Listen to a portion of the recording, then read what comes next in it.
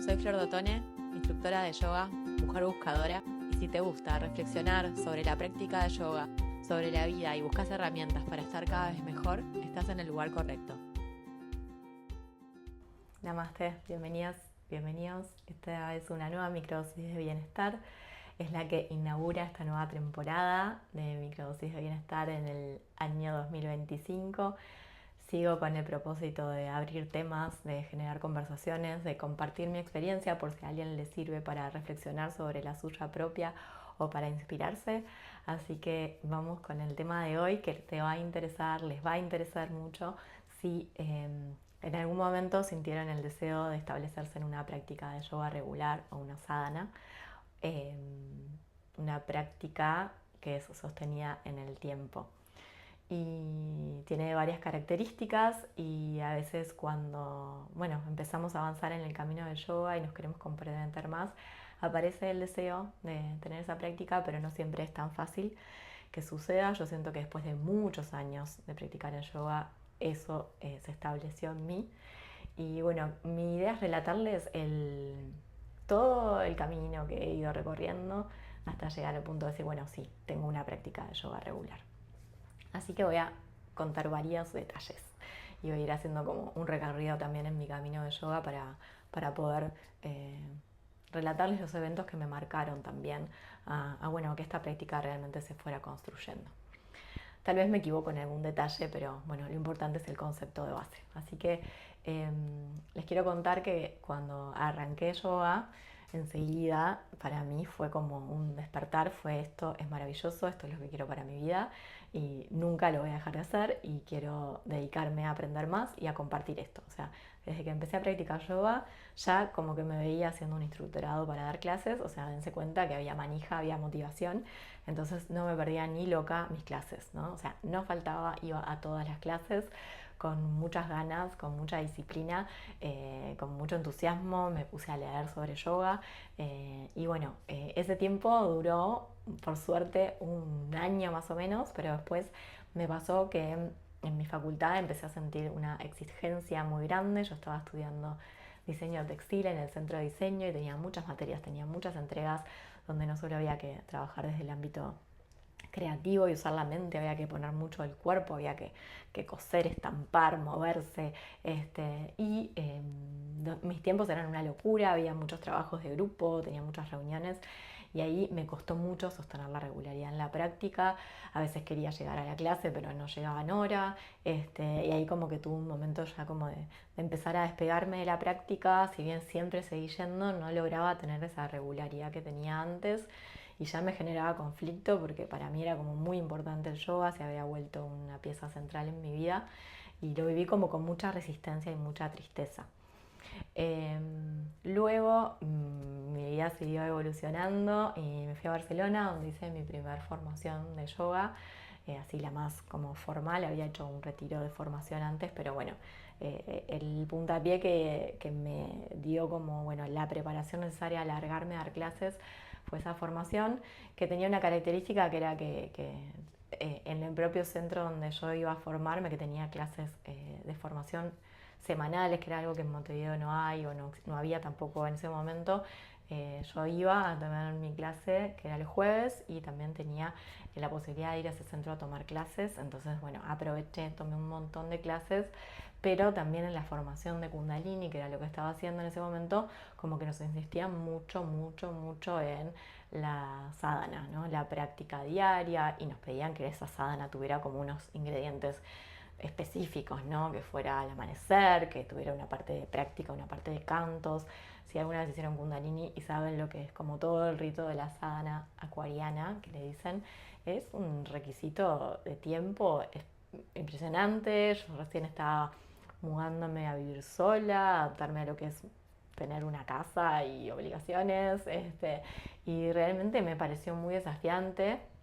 Tuve muchas resistencias, muchos intentos fallidos de establecerme en esa sadhana y debo admitir, y con el diario del lunes me di cuenta que me generó como una sensación de culpa y de estar fallada, no poder hacer y sostener eso, que no fue nada nutritivo para mí, ¿sí? Entonces creo que ahí como que faltó un ingrediente que fue la compasión y también la capacidad de darnos cuenta de que, bueno, en un momento donde nuestra vida está en transición, a veces establecernos en cosas que nos dan mucha exigencia y nos demandan algo nuevo y mucha inversión de energía puede ser complicado, ¿sí? Para algunas personas puede funcionar bárbaro, pero para otras no.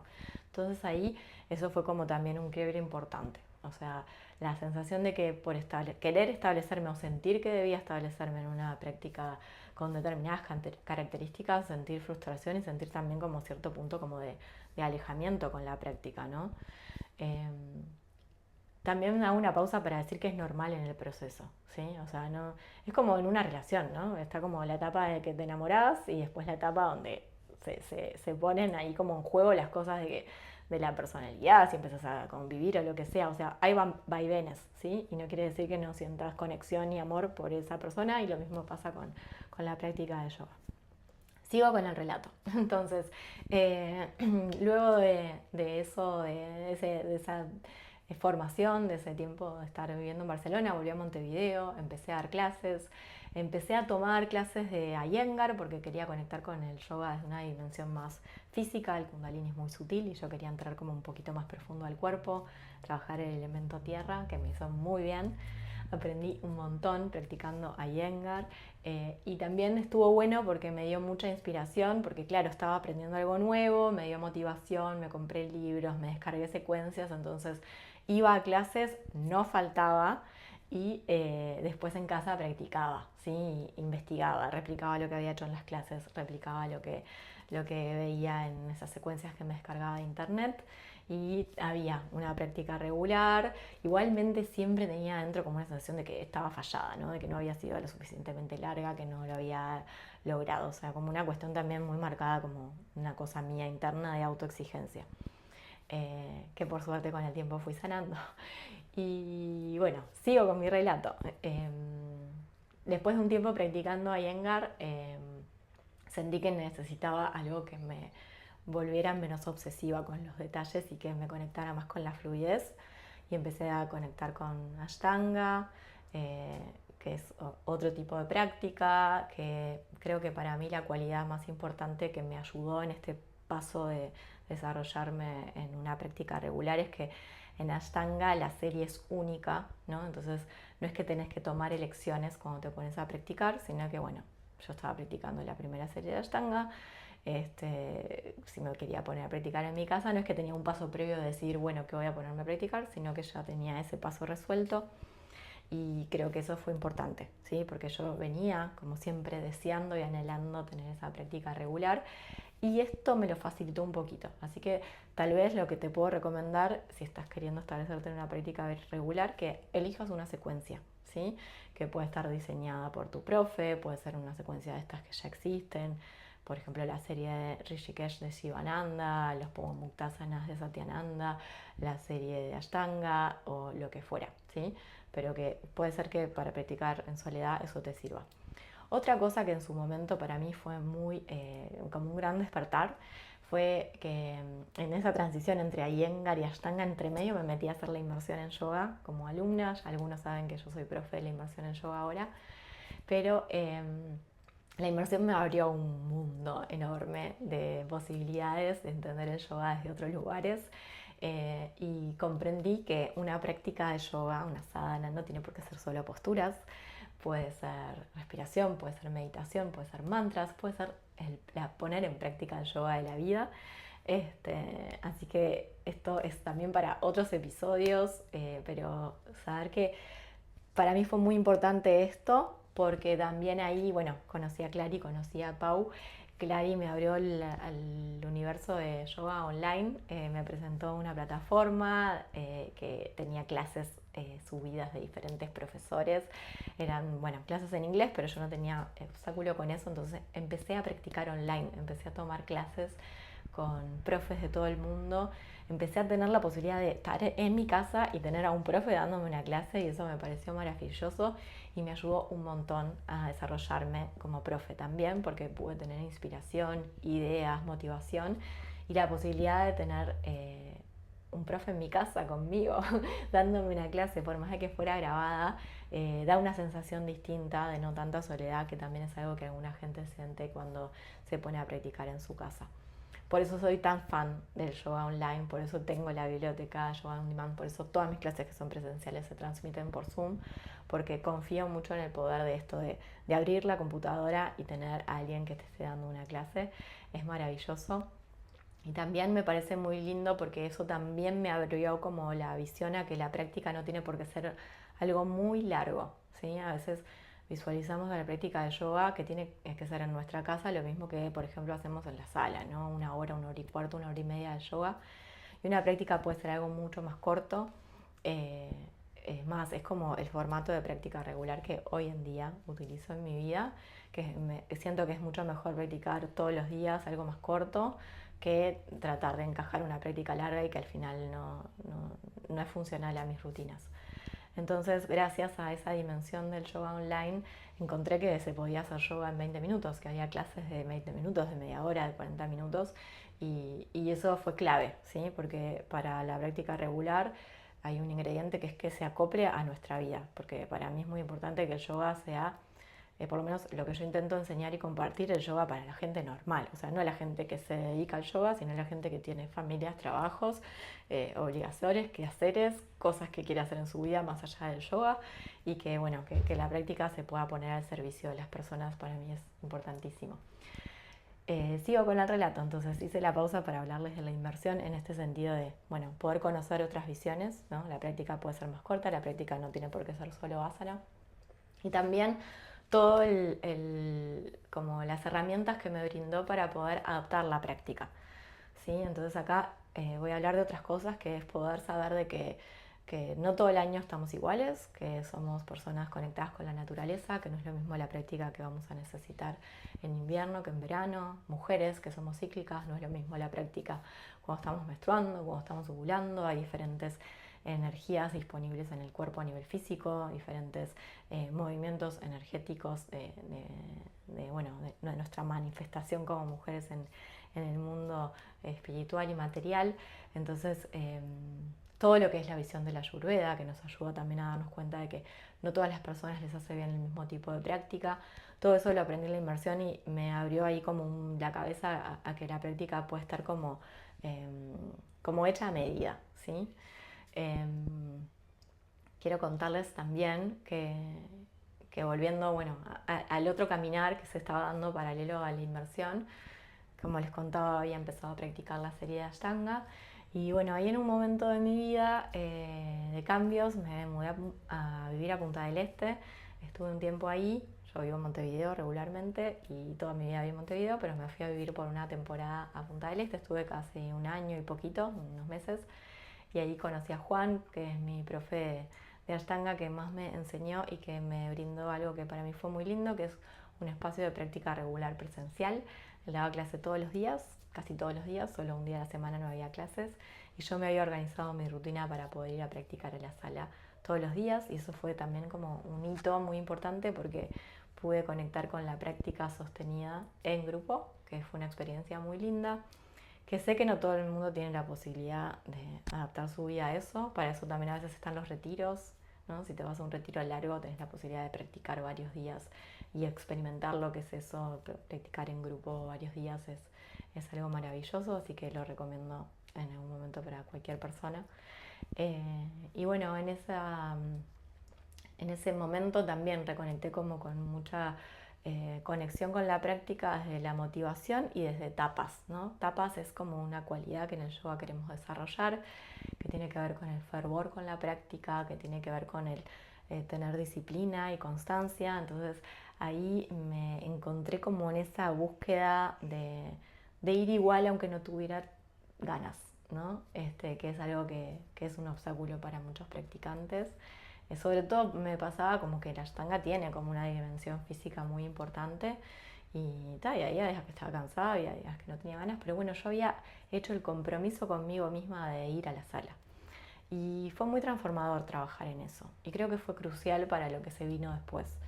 Entonces, como verán, hay como un vaivén, ¿no? Momentos de más motivación, de menos, momentos de trabajar la disciplina, momentos de trabajar, ganar herramientas, de explorar.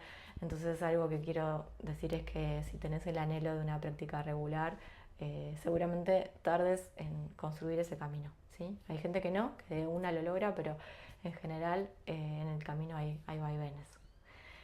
Y bueno, paso como a lo último que les quiero compartir, que también es importante, que es los desafíos, ¿no? Yo en un momento venía súper bien mi práctica regular de Ashtanga todos los días, ganas, motivación, disciplina, y un cambio en mi salud.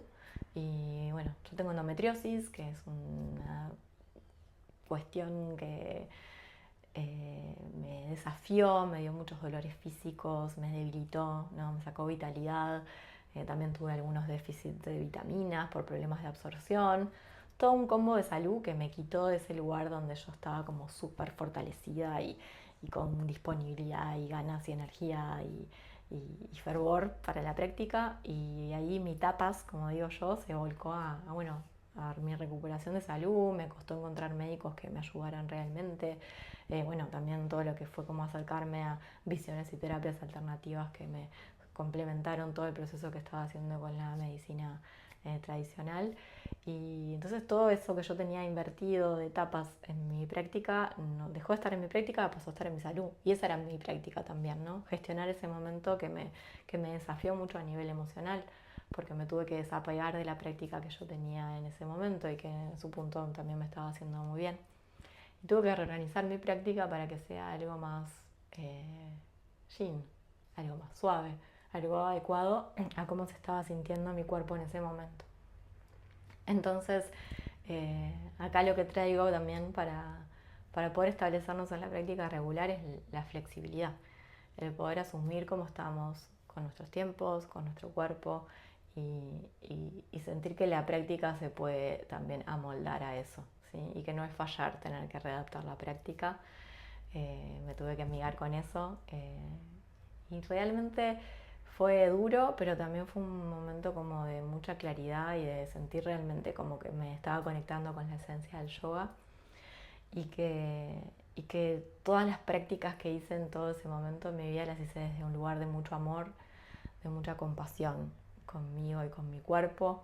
Obvio que hubo frustración, obvio que reconecté con, bueno, la exigencia, que a veces es una característica que vuelve a aflorar en mí, pero realmente sentí como una fusión con la práctica y con lo que realmente nos propone en el fondo, muy linda, y que también fue mi red de sostén la práctica, porque dentro de todos esos desafíos yo sabía que tenía un lugar sagrado al que volver y donde me iba a encontrar y donde me iba a armonizar y donde iba a poder llorar, donde iba a poder recalibrar. Así que todo lo recorrido anteriormente creo que me ayudó a llegar a ese punto donde, cuando hubo un desafío importante en mi vida, tuve donde sostenerme, ¿sí? Un lugar sagrado, un refugio. Y esa fue mi práctica, que era perfecta así como podía estar en ese momento. Y no lo pensaba, ¿no? Era como, o sea, sabía que era importantísimo que en mi día a día hubiera yoga, porque también era como lo único que era parecido a mi momento anterior, ¿no? O sea, porque había perdido un poco como mi salud y mi vitalidad, y bueno, el yoga era como lo que me quedaba. Así que creo que también eso como que terminó de dar como, de forjar esa sensación de sí, tengo una práctica regular, tengo un hábito que es conectar con el yoga del lugar que sea, ¿no? A veces prácticas cortas, a veces prácticas largas, a veces respiraciones, a veces posturas, a veces sangha, ¿no? También compartir en comunidad, reflexionar, eh, hablar de, bueno, las escrituras, los textos, todo eso es yoga también. Bien, creo que no me olvidé de contar o de relatar cosas que me parecían importantes en este camino. Les compartí mucho sobre herramientas que me motivaron. Me encantaría abrir una conversación, si quieren escribirme por mail, si quieren responderme en comentarios. ¿Cómo están con esto? ¿Es un anhelo o no para ustedes tener una práctica regular? Eh, les cuesta, no les cuesta, lo lograron, lo perdieron. Nunca se pierden cosas realmente en el camino, pero bueno, poder abrir la conversación hacia esto, abrirnos también a liberarnos como esa culpa de habría que hacerlo pero no lo estoy haciendo, confiar en nuestros procesos, dar lo mejor de nosotros siempre también, por supuesto. Les mando un abrazo de corazón, gracias por estar acá, por haberme llegado a escuchar hasta acá. Esta es la primera microdosis que es un poco más larga de las habituales. Espero me digan también si les sirve, que las reflexiones sean un poco más largas y profundas. Y nos vemos en la próxima. Namaste, gracias. Si te gustó el contenido de esta reflexión, te invito a darle like y a compartir. De esa forma me ayudas a llegar a cada vez más personas con estas microdosis de bienestar. Además, para enterarte de las novedades, suscríbete a mi canal y a mi newsletter. Te dejo debajo más información.